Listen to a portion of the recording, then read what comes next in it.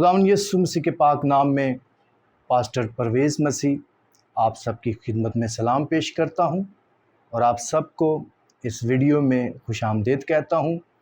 मेरी आपसे रिक्वेस्ट होगी कि इस वीडियो को शुरू से लेकर एंड तक देखें और मेरा ईमान, यकीन और भरोसा है कि यकीनन आज इस वीडियो के वसीला से मैं और आप हम सब बरकत पाएंगे। आइए बगैर देर किए खुदा के कलाम की तरफ बढ़ते हैं। मेरे साथ निकालिए पैदाइश की किताब, उसका चौथा बाब और उसकी पहली आयत से लेकर 15वीं आयत तक आज हम खुदा के कलाम में से पढ़ेंगे। खुदा के कलाम में यहाँ पर जब हम देखते हैं तो जब खुदा का बंदा आदम और हवा जो है उन्हें जब बाग़ अदन से निकाल दिया गया वो फल खाने के सबब से, तो जब वो बाहर आए तो खुदा ने उन्हें 2 बेटे अता किए, जिसमें से एक का नाम काइन था और दूसरे का नाम हाबिल था। इन बेटों का एक वाक़या है जो बाइबल मुक़द्दस में लिखा हुआ है और आज हम उस वाक़ये पर गौर करेंगे और इस बात को समझने की कोशिश करेंगे कि हमारे लिए क्या पैगाम है इस वाक़ये के अंदर। क्योंकि जब हम खुदा के कलाम को पढ़ते हैं तो खुदा के कलाम में लिखा है कि जितनी बातें जो लिखी हुई हैं वो हमारी तालीम के लिए लिखी हुई हैं। इसलिए हमारे लिए ये ज़रूरी है कि हम इन बातों को पढ़ें और उस तालीम को हासिल करें जो खुदा इन वाक़यात को लिखवा कर हम तक पहुंचाना चाहता है। मेरे साथ निकालिए पैदाइश की किताब, उसका चौथा बाब और उसकी पहली आयत से लेकर 15वीं आयत तक पढ़ेंगे। आप लोगों के सामने स्लाइड पर भी ये सामने आप लोग देख रहे होंगे कि ये हवाला लिखा हुआ है। और मेरी आपसे ये भी रिक्वेस्ट होगी कि अगर आपके पास आपकी बाइबल मुक़द्दस मौजूद है तो ज़रूर अपनी बाइबल मुक़द्दस को इस वक्त ले आएँ।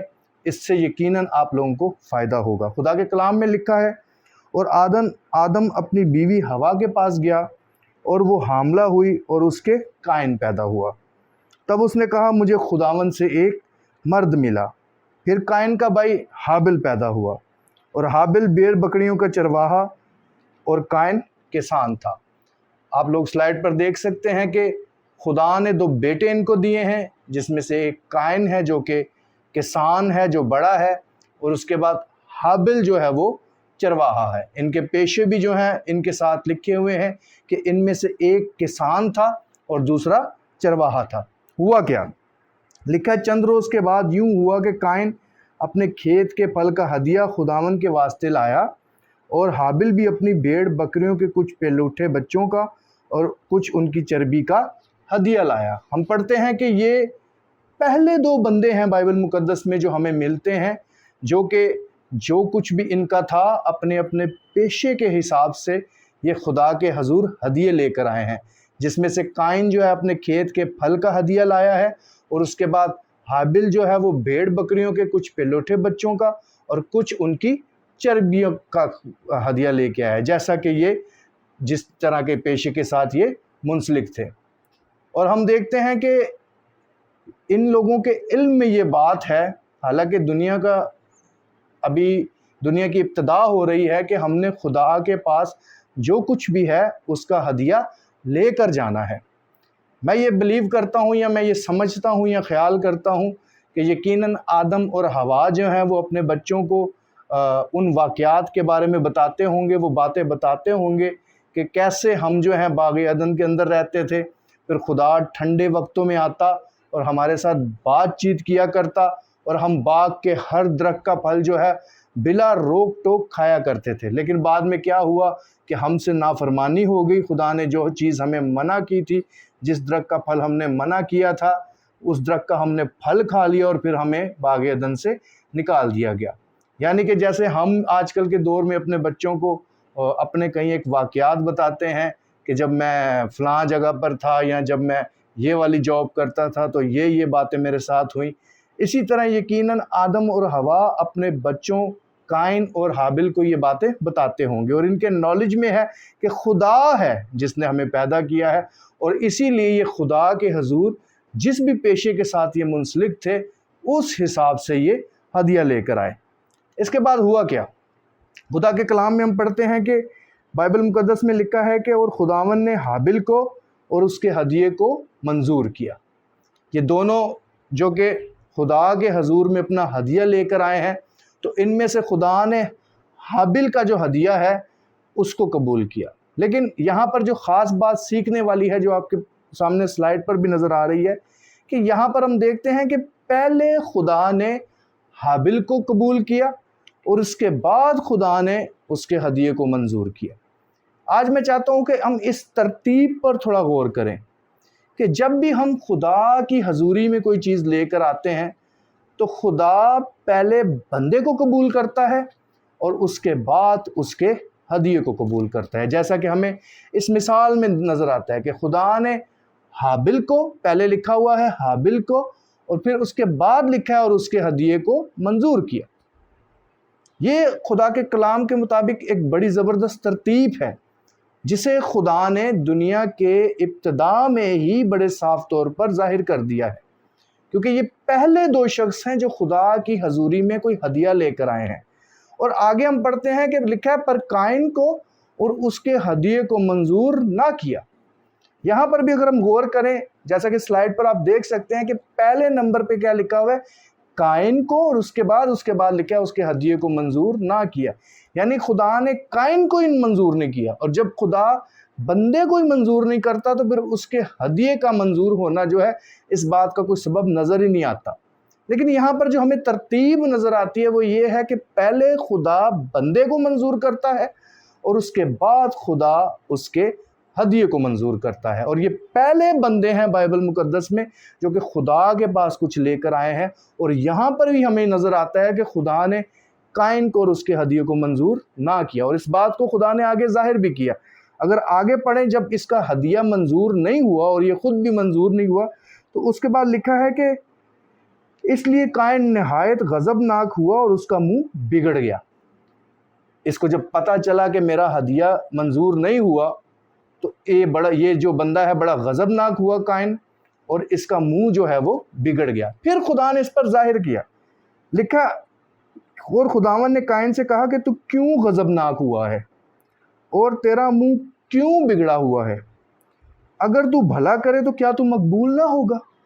خدا نے اس کے اوپر اس بات کو ظاہر کیا کہ تیرے اندر کوئی کمی ہے، تیرے اندر کوئی پرابلم ہے، اگر تو بھلا کرے تو کیا تو مقبول نہیں ہوگا؟ اس کا مطلب ہے کہ خدا نے پہلے اس کو دیکھا ہے کہ اس کے اندر کوئی پرابلم ہے، یہ جو ہے کوئی بھلا نہیں کرتا۔ اس کی بات کی ڈیٹیل تو یہاں پر نہیں لکھی کہ اس لفظ بھلا کے پیچھے کون کون سی چیزیں موجود ہیں، لیکن ہمیں نظر آتا ہے کہ قائن کے اندر پرابلم ہے، قائن جو ہے وہ اندر سے ٹھیک نہیں ہے، اور خدا نے پہلے قائن کو دیکھا، اسی وجہ سے کہ قائن ٹھیک نہیں ہے اس کے ہدیے کو بھی منظور نہیں کیا۔ جبکہ حابل کے بارے میں دیکھتے ہیں کہ خدا نے حابل کو بھی منظور کیا اور اس کے ہدیے کو بھی منظور کیا، اور خدا یہاں پر اس کو سمجھا رہا ہے کہ اگر تو بھلا کرے تو کیا تو مقبول نہ ہوگا؟ اور لکھا ہے کہ اگر تو بھلا نہ کرے تو گناہ دروازے پر کیا ہے؟ دبکا بیٹھا ہے، اور تیرا مشتاق ہے پر تو اس پر غالب آ۔ وہ خدا نے اس کو نصیحت کی، اس نے کہا کہ تو پہلے اپنے آپ کو ٹھیک کر، کیونکہ اگر تو بھلا نہیں کرتا تو گناہ تیرے دروازے پر دبکا بیٹھا ہے۔ لیکن خدا نے اس کو کہا کہ تو اس پر غالب آ، حالانکہ یہ اس پر غالب نہیں آیا۔ اگر آگے ہم پڑھتے ہیں تو لکھا اور قائن نے اپنے بھائی حابل کو کچھ کہا، اور جب وہ دونوں کھیت میں تھے تو یوں ہوا کہ قائن نے اپنے بھائی حابل پر حملہ کیا اور اسے قتل کر دیا۔ یعنی ایک چیز ہم اور یہاں پر دیکھتے ہیں، اگرچہ اس کا ہدیہ اس کی اپنی وجہ سے مقبول نہیں ہوا، لیکن اس سبب سے کہ اس کا ہدیہ مقبول نہیں ہوا، منظور نہیں ہوا، اس نے اپنے بھائی پر حملہ کیا اور اس کو قتل کر دیا۔ کئی دفعہ ایسا ہی ہوتا ہے، کئی دفعہ ہم اپنے اندر نہیں دیکھتے کہ ہمارے اندر کس قسم کا پرابلم ہے، ہمارے اندر کون سی بری روش ہے، ہم کس بدی کی طرف جا رہے ہیں، اور کئی دفعہ ہم اپنی جو ناکامیاں ہیں ان کا الزام دوسروں پر لگا دیتے ہیں، حالانکہ اس پورے واقعے کے اندر ہمیں حابل کا کوئی قصور ہی نہیں نظر آتا، لیکن چونکہ یہ بندہ اندر سے ٹھیک نہیں تھا، اسی وجہ سے خدا نے اس کو بھی منظور نہیں کیا اور اس کے ہدیے کو بھی منظور نہیں کیا، اور اس کو خدا نے نصیحت بھی کی کہ تو جو ہے گناہ کے اوپر غالب آ، لیکن یہ بندہ پھر بھی ٹھیک نہیں ہوا اور اس نے اپنے بھائی پر حملہ کیا اور اس کو قتل کر دیا۔ سمجھ جو ہمیں آتی ہے، یہ جو بات میں آپ لوگوں تک پہنچانا چاہ رہا ہوں وہ یہ ہے کہ جب بھی ہم خدا کے حضور میں ہدیہ یا کوئی ایسی چیز لے کر آتے ہیں اپنے مال میں سے، تو خدا پہلے ہمارے اوپر نظر کرتا ہے، پہلے خدا بندے کو دیکھتا ہے اور اس کے بعد خدا جو ہے اس کے ہدیے کو دیکھتا ہے۔ ایسا نہیں ہے کہ خدا ہدیے کو قبول کر لے اور بندہ ٹھیک نہ ہو، کیونکہ خدا کے بارے میں لکھا ہے کہ وہ ہمارے خیال کو، ہماری سوچ کو دور ہی سے جان جاتا ہے۔ اگر ہم زبور کی کتاب پڑھیں تو ہم کیا سوچتے ہیں، ہمارے اندر کیا چل رہا ہے، خدا ہر ایک چیز سے واقف ہے، اور ہمارے لیے کسی بھی طرح ممکن نہیں کہ ہم چیٹ کر لیں خدا کو۔ اگر ہم ٹھیک نہیں ہیں اور اگر ہم خدا کی حضوری میں کچھ بھی لا رہے ہیں تو اس بات کو ہمیشہ یاد رکھیے گا کہ خدا پہلے ہمارے اوپر نظر کرتا ہے، خدا پہلے بندے کو دیکھتا ہے۔ اگر ہم ایک اور واقعہ ہے اس کے اوپر اگر ہم غور کریں تو بائبل مقدس میں اس بات کو سمجھنے میں ہمیں مزید آسانی ہوگی۔ میرے ساتھ اگر آپ نکالیں، سلائیڈ پر بھی آپ لوگوں کے سامنے یہاں سامنے لکھا ہوا ہے اعمال کی کتاب، اس کا 5واں باب، اور اگر اس کی ہم پہلی آیت سے لے کر 10ویں آیت تک پڑھیں تو یہاں پر بھی ہمیں ایک بندہ نظر آتا ہے، ایک نہیں یہ بلکہ یہاں پر 2 میاں بیوی نظر آتے ہیں جو کہ خداوند کی حضوری میں کچھ لے کر آئے۔ یہاں پر 5ویں باب کی پہلی آیت میں لکھا ہے، اور ایک شخص حننیہ نام اور اس کی بیوی سفیرہ نے جائیداد بیچی۔ اگر ہم اعمال کی کتاب کو پڑھیں تو یہاں پر ہم دیکھتے ہیں کہ جب ابتدائی طور پر کلیسیا چلی تو بہت سارے لوگ جو ہیں اپنی جائیدادیں بیچ کر جو ہے وہ اس پیسے کو رسولوں کے پاس لے آتے، اور رسول جو ہیں وہ لوگوں کی ضرورتوں کے مطابق جو ہے اس پیسے کو بانٹ دیا کرتے۔ حننیہ اور سفیرہ نے بھی جب دیکھا تو شاید انہوں نے بھی سوچا کہ ہم بھی ایسا کرتے ہیں کہ ہم بھی اپنی جائیداد کو بیچتے ہیں اور ان کے پاس لے کر جاتے ہیں۔ لیکن ہوا کیا؟ لکھا ہے اور اس نے اپنی بیوی کے جانتے ہوئے قیمت میں سے کچھ رکھ چھوڑا۔ جب انہوں نے جائیداد بیچی ایک خاص مقصد کے لیے، ایک پرپس کے لیے، تو اس کے بعد ان کے جو اندر کا انسان ہے وہ خراب ہو گیا۔ انہوں نے شاید اس رقم کو دیکھا کہ یہ تو کافی رقم ہے، اور اس نے اپنی بیوی کے جانتے ہوئے اس رقم میں سے کچھ رکھ چھوڑا۔ اب چونکہ اس کے اندر کا انسان ٹھیک نہیں ہے تو اس کے بعد کیا ہوا؟ جب یہ اس میں سے کچھ حصہ جو ہے، ایک حصہ لے کر رسولوں کے پاس گیا تو کیا ہوا؟ خدا کے کلام میں لکھا ہے ایک حصہ لا کر رسولوں کے پاؤں میں رکھ دیا۔ لکھا ہے مگر پطرس نے کہا، اے حننیہ، کیوں شیطان نے تیرے دل میں یہ بات ڈالی کہ تو روح القدس سے جھوٹ بولے؟ دیکھیں یہ بندہ جو ہے اس کے اندر گڑبڑ آ گئی ہے، اور پطرس رسول اسے کہہ رہا ہے کہ کیوں شیطان نے تیرے دل میں یہ بات ڈالی ہے کہ تو روح القدس سے جھوٹ بولے؟ کیونکہ ہم پہلے ہی جان چکے ہیں کہ خدا سے تو ہم جھوٹ نہیں بول سکتے، خدا سے ہماری کوئی بات چھپی نہیں ہے، اور ان کے اندر کا انسان جو ہے وہ خراب ہو گیا۔ اور جب یہ اس رقم کو لے کر، اس حصے کو لے کر رسولوں کے پاس آتا ہے تو رسول پہلے ہی پہلے نمبر پہ اس کو پوچھتا ہے کیوں جو ہے ابلیس نے تیرے دل میں یہ بات ڈال دی؟ یہ کیسے ہو گیا؟ تو نے تو اس کو اس لیے بیچا کہ ساری رقم جو ہے وہ خدا کے کام میں استعمال ہو، اور اس نے کیا کیا؟ اس نے اس کو بتایا کہ تو نے روح القدس سے جھوٹ بولا ہے۔ یعنی اس سے پہلے کہ اس کی وہ رقم خدا کے کام میں استعمال ہو، خدا نے پہلے ہی اس کو پکڑ لیا ہے۔ ہم کیا سیکھ رہے ہیں؟ ہم یہی سیکھ رہے ہیں کہ خدا پہلے بندے کو دیکھتا ہے اور بعد میں اس چیز کو دیکھتا ہے جو کہ وہ بندہ خدا کی حضوری میں لے کر آیا ہو، جو وہ بندہ اپنی انکم میں سے یا جس طرح کا بھی کوئی چیز ہے وہ بندہ لے کر آیا ہو، تو خدا پہلے کیا دیکھتا ہے؟ خدا پہلے بندے کو دیکھتا ہے۔ اور ہوا کیا؟ لکھا ہے کہ اور زمین کی قیمت میں سے کچھ رکھ چھوڑے، کیا جب تک وہ تیرے پاس تھی تیری نہ تھی، اور جب بیچی گئی تو تیرے اختیار میں نہ رہی؟ تو نے کیوں اپنے دل میں اس بات کا خیال باندھا؟ تو نے آدمیوں سے نہیں بلکہ خدا سے جھوٹ بولا ہے۔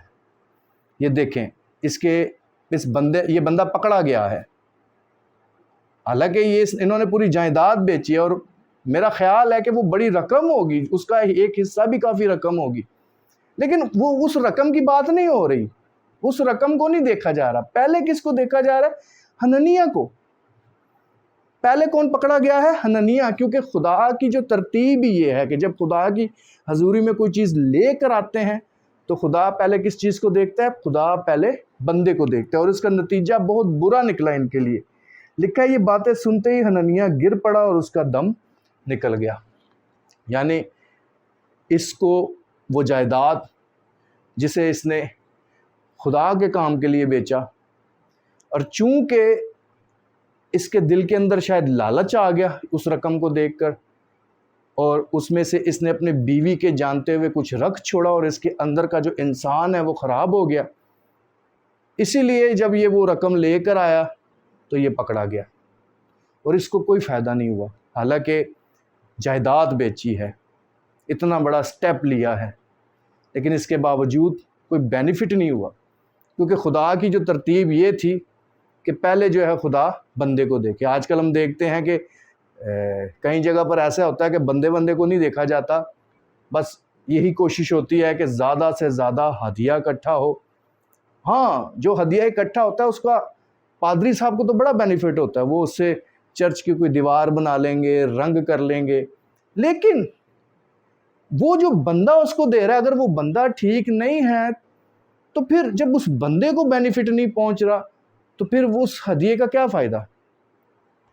क्योंकि खुदा की तरतीब ये है कि खुदा पहले बंदे को देखता है और उसके बाद खुदा हदिये को देखता है। और ये बात हमें सिखानी चाहिए लोगों को, ये बात हमें बड़े साफ तौर पर लोगों को बतानी चाहिए कि खुदा पहले बंदे को देखता है। कई दफ़ा खादम भी ये बात नहीं बताते, कई दफ़ा वो लोगों की बुरी रविशें उन पर ज़ाहिर नहीं करते। मेरी उन तमाम तर खादमों से रिक्वेस्ट होगी कि बड़े साफ तौर पर लोगों को बताएं। अगर कोई बंदा आपके पास बहुत ज़्यादा हदिये लेकर आ रहा है तो साथ साथ उसको बताएं भी कि भाई ये तू हदिया तो ला रहा है, इसको चर्च को तो बेनिफिट हो जाएगा, लेकिन तुझे ज़रूरत है कि तू उस जगह पर आए जहाँ पर खुदा तुझे देखना चाहता है। क्योंकि खुदा की जो तरतीब है वो ये है कि खुदा पहले बंदे को देखता है और खुदा जो है वो उस हदिये को बाद में देखता है। अगर बंदा ठीक हो तो बंदा भी मकबूल हो जाता है और उसके बाद उसका हदिया भी मकबूल हो जाता है। और इसी तरह अगर हम इस वाक़े को आगे पढ़ें तो लिखा है 3 घंटे के बाद इसकी बीवी जो है वो भी इस माजरे से बेखबर जो है वो आई, और जब उससे पतरस ने पूछा कि क्या तुमने इतने की ही ज़मीन बेची थी, तो उसने भी झूठ बोला। उसको इस बात का पता नहीं था कि इससे पहले मेरा जो शोहर है वो मर गया है, उसका दम निकल गया है, उसको दफना भी दिया गया है। और जब उसने भी झूठ बोला तो उसने भी वही सज़ा पाई जो कि उसके शोहर हननिया ने पाई थी। यानी इन दोनों को बेनिफिट कोई नहीं हुआ। वजह क्या है कि खुदा पहले बंदे को देखता है। इनके लिए तो बड़ी सख्त सज़ा जो है मैं बाइबल मुक़द्दस में पढ़ता हूँ। लिहाजा मेरी आपसे ये रिक्वेस्ट होगी मेरे भाई और मेरी बहन कि आप ये ना समझें कि शायद आप इतने हदिये जो दे रहे हैं इसकी वजह से शायद आप नजात पा जाएंगे या आप इसकी वजह से हमेशा की ज़िंदगी हासिल करेंगे। ये चीज़ें भी खुदा पसंद करता है। मैं ये नहीं कह रहा कि खुदा हदिये पसंद नहीं करता। खुदा ने एक बड़ी बड़ी तरतीब दी है। ये जो हदिये हैं, ये जो दायकियाँ हैं और ये जो और किस्म के चंदे हैं, इनसे खुदा का कलाम आगे फैलता है, इनसे खुदा का काम होता है। लेकिन अगर बंदा खुद ही ना ठीक हो जो कि ये हदिये शेयर कर रहा है, तो उस बंदे को जो है कोई बेनिफिट नहीं होने जा रहा। इसलिए ज़रूरत इस बात की है कि पहले लोगों को बताया जाए कि तुम अपनी ज़िंदगी खुदा के मुताबिक करो, अपनी ज़िंदगी खुदा को दो। मेरी भी आपसे रिक्वेस्ट है कि अगर आपको अभी तक ऐसा ही लग रहा है कि आप अपने हदियों के साथ जो है वो शायद खुदा के हजूर बड़े रास्तबाज ठहर जाएंगे, तो ऐसा नहीं है। आपको ज़रूरत है कि आपकी ज़िंदगी के अंदर जो बुरी रविशें हैं, जो बदियाँ हैं, वो दूर हों और वो तरतीब जो खुदा ने दी है उसी के मुताबिक दूर हों। हम एक और वाक़या खुदा के कलाम में से पढ़ते हैं। अगर हम थोड़ा सा आगे बढ़ें, लूका रसूल की मार्फत लिखी गई इंजील उसका 18वां बाब और अगर उसकी 9वीं आयत से लेकर 14वीं आयत तक पढ़ें तो यहाँ पर भी हमें खुदावंद यीशु मसीह की एक तमसील मिलती है। खुदावंद यीशु मसीह ने एक तमसील जो है बयान की। लूका रसूल की मार्फत लिखी गई इंजील उसका 18वां बाब और उसकी 9वीं आयत से लेकर 14 आयत तक। स्लाइड पर आप लोगों के सामने सारी चीज़ें लिखी हुई हैं। यहाँ पर खुदावंद यीशु मसीह ने जब एक तमसील दी तो खुदावंद यीशु ने एक फरीसी और एक महसूल लेने वाले की दुआ का जिक्र किया। खुदावंद यीशु ने कहा कि 2 शख्स थे जो कि हैकल में गए, जिनमें से एक फरीसी था और दूसरा जो था वो महसूल लेने वाला था। और खुदावंद यीशु मसीह ने फरीसी की दुआ भी बताई और खुदावंद यीशु मसीह ने महसूल लेने वाले की भी दुआ जो है वो बताई। अगर हम 9वीं आयत से पढ़ें तो लिखा है, फरीसी की दुआ मैं पढ़ता हूँ। लिखा है कि फरीसी खड़ा होकर अपने जी में यूं दुआ करने लगा कि या खुदावन मैं तेरा शुक्र करता हूँ। दुआ तो इसने बड़े अच्छे अंदाज से शुरू की, खुदा का शुक्र करते हुए की, लेकिन آگے یہ پھر اپنے آپ پر فخر کرنا شروع ہو گیا. لکھا ہے کہ باقی آدمیوں کی طرح ظالم، بے انصاف، زناکار یا اس محصول لینے والے کی مانند نہیں ہوں. دعا تو اچھے انداز سے شروع کی، لیکن اگلا اس کا پرابلم یہ ہے کہ یہ اپنے آپ کو بڑا راست باز سمجھتا ہے. اور پھر انٹرسٹنگ بات جو کہ وہ یہ ہے کہ آگے کہتا ہے میں ہفتے میں 2 بار روزہ رکھتا ہوں.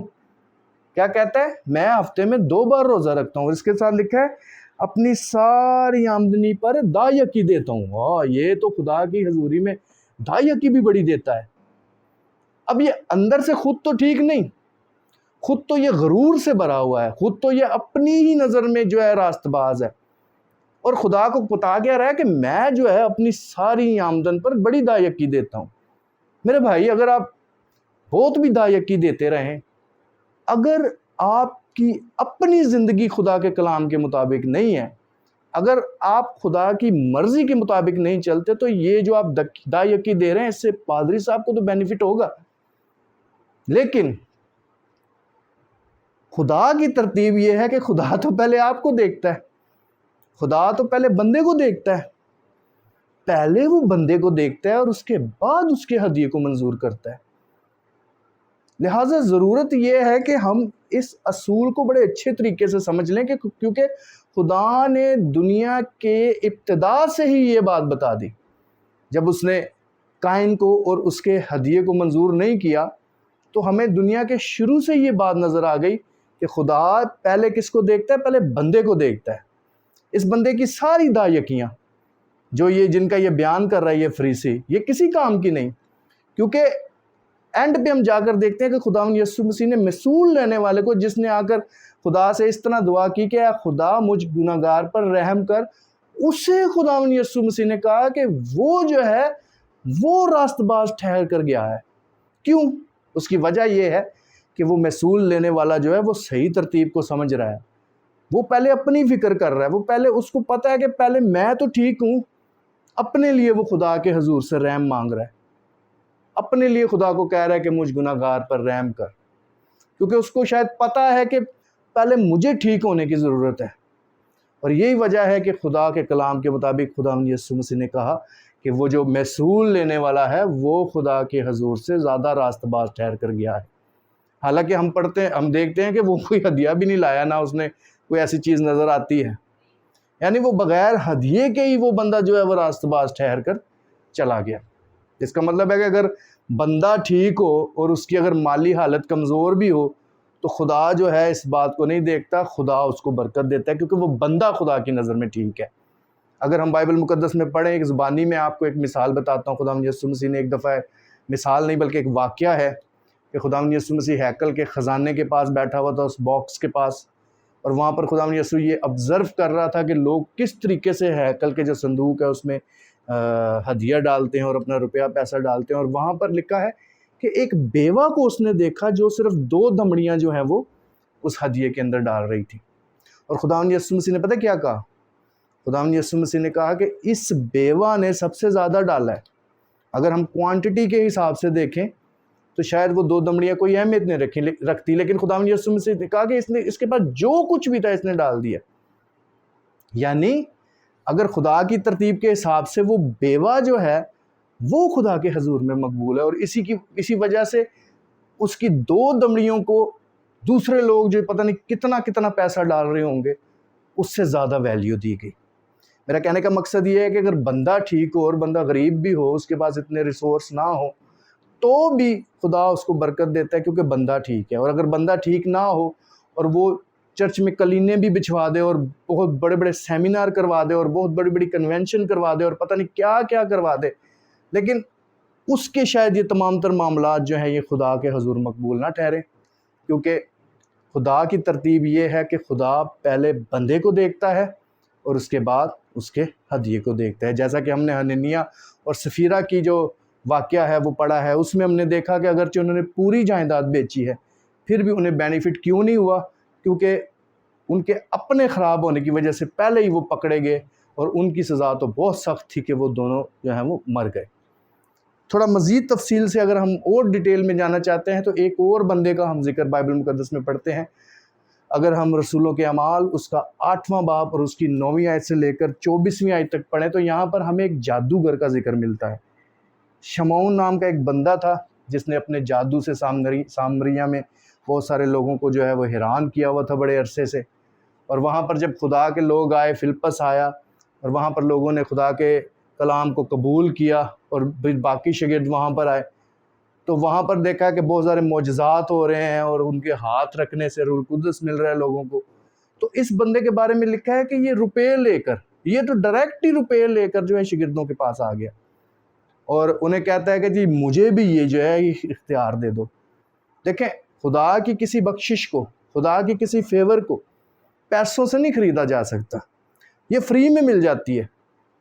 اگر بندہ خدا کی مرضی کے مطابق ٹھیک ہو جائے، جو خدا کا کلام کہتا ہے اس کے مطابق چلنا شروع ہو جائے، اور خدا جو حکم دے رہا ہے اس کو مانے، تو یہ چیزیں خدا کی بخششیں فری مل جاتی ہیں۔ لیکن یہ جو بندہ شمعون جادوگر ہے، اس کے بارے میں لکھا ہے یہ روپے لے کر آ گیا اور رسولوں کو کہتا ہے کہ جی مجھے بھی یہ اختیار دے دو کہ جس پر میں ہاتھ رکھوں وہ روح القدس پائے۔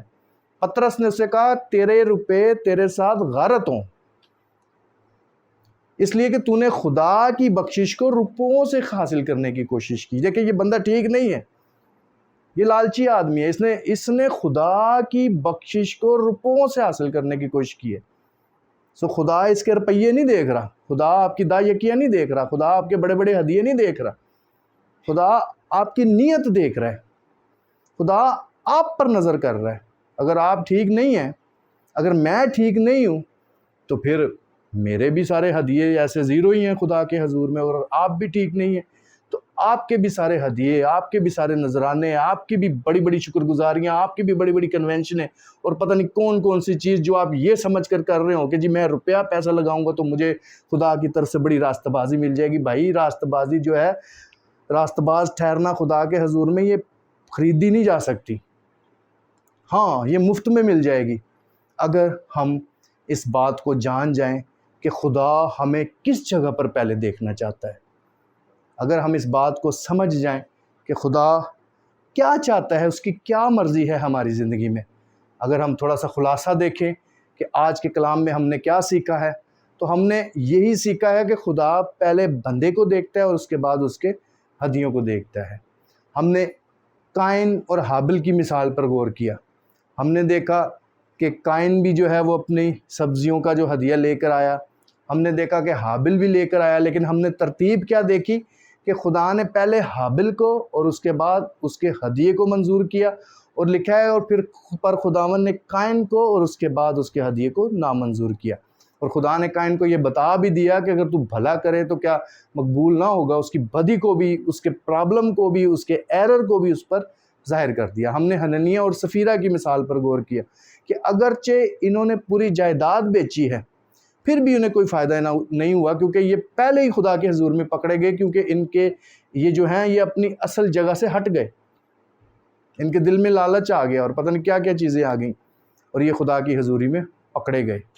ہم نے فریسی اور مثول لینے والے کی دعا کی جو ہے وہ تمثیل دیکھی کہ فریسی اگرچہ کہہ رہا ہے کہ میں اپنی ساری جو آمدن ہے اس پر دائیکی دیتا ہوں، پھر بھی وہ مثول لینے والا جو یہ بات کہہ رہا تھا کہ اے خدا مجھ پر رحم کر، جسے اس ترتیب کا پتہ تھا کہ خدا پہلے بندے کو دیکھتا ہے، وہ خدا کی حضوری سے بغیر کسی ہدیے کے ہی جو ہے وہ راست باز ٹھہر کر چلا گیا۔ اور پھر ہم نے شمعون جادوگر کو دیکھا کہ شمعون جادوگر تو ڈائریکٹ ہی پیسے لے کر آ گیا، روپے لے کر آ گیا، اس کو تو ایسا لگا کہ جیسے یہ کوئی خدا کی بخشش جو ہے یہ پیسوں سے خریدی جا سکتی ہے۔ ایسا نہیں ہے، خدا نے پہلے کس پر نظر کی؟ شمعون پر، اور اپنے بندے پطرس کی مدد سے اس پر ظاہر کیا کہ تیرے جو روپے ہیں وہ تیرے ساتھ غارت ہوں، کیونکہ تو نے خدا کی بخشش کو روپے سے خریدنے کی کوشش کی ہے۔ یہ پہلے ہی پکڑا گیا، کیونکہ خدا پہلے کس کو دیکھتا ہے؟ خدا پہلے بندے کو دیکھتا ہے۔ اب آج کا سوال جو کہ ہمیں اپنے آپ کے ساتھ کرنا چاہیے اس پیغام کو دیکھ کر، کہ میں کیا کروں کہ پہلے خود خدا کی نظر میں منظور ہوں؟ کیونکہ جب ہمیں اس بات کا پتہ چل گیا ہے کہ خدا پہلے ہم پر غور کرتا ہے، ہمیں دیکھتا ہے، تو پھر اس کا مطلب ہے پہلے ہمیں اپنے آپ کو ٹھیک کرنے کی ضرورت ہے۔ اور ہمیں کیا کرنا چاہیے؟ یا وہ کون سا مقام ہے جہاں خدا مجھے پہلے دیکھنا چاہتا ہے، کہاں میں جا کر کھڑا ہوں، کیسے میں خدا کی مرضی کو جانوں۔ خدا کیا چاہتا ہے؟ خدا چاہتا ہے کہ پہلے ہم اپنی نجات کی فکر کریں۔ خداوند یسوع مسیح اس دنیا میں اس لیے آیا تاکہ لوگ زندگی پائیں اور کثرت سے زندگی پائیں۔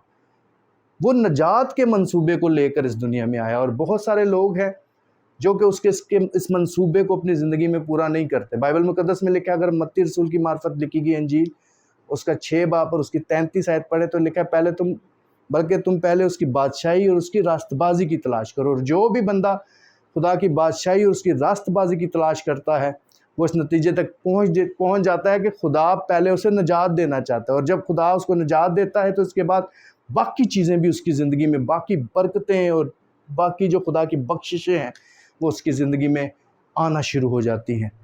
اور وہ پھر جب ہدیے بھی خدا کے حضور میں لے کر آتا ہے تو وہ ہدیے بھی خدا خوشی سے قبول کرتا ہے۔ خدا ہدیوں کے خلاف نہیں۔ میں نے پہلے بھی بتایا ہے کہ یہ ہدیے اور دائیکیاں اور چندے جو ہیں یہ مددگار ہوتی ہیں کہ خدا کے کام کو اور اچھے طریقے سے کیا جائے، لیکن اس کا پہلا بینیفٹ آپ کو پہنچنا چاہیے۔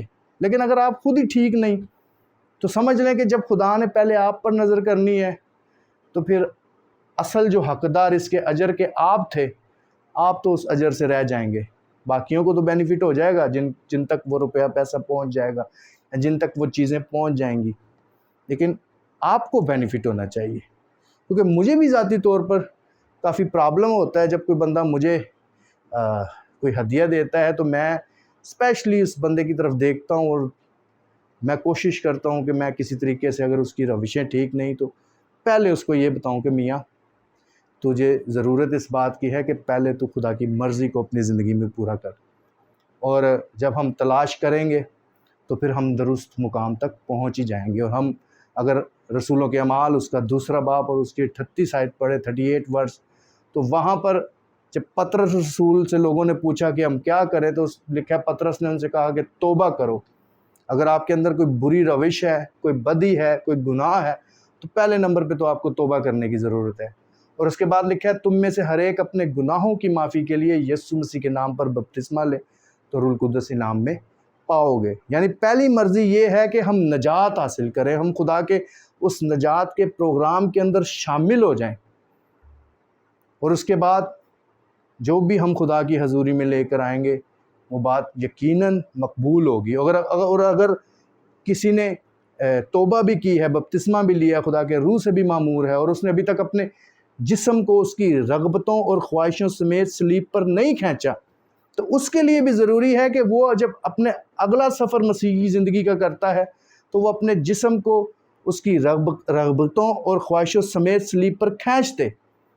کیونکہ اگر وہ مسیح میں آنے کے بعد بھی اگر اپنی پرانی دنیاوی زندگی کے مطابق چلتا رہے، اس کا لائف سٹائل وہی رہے گا، تو پھر بھی وہ خدا کی نظر میں مقبول نہیں ہوگا۔ یعنی پہلے تو ہمیں مسیح کو پہن لینا ہے، پہلے تو ہم نے توبہ کرنی ہے، خداوند یسوع مسیح کے نام پر بپتسمہ لینا ہے، اور اس کے بعد روح القدس ہمیں انعام میں ملے گا، اور اس کے بعد ہم نے روح القدس کے موافق، خدا کے روح کے موافق چلنا ہے۔ خدا کے روح کے پھل ہیں جن پر چلتے چلتے چلتے چلتے ہم نے اپنے جسم کو اس کی رغبتوں اور خواہشوں سمیت صلیب پر کھینچ دینا ہے۔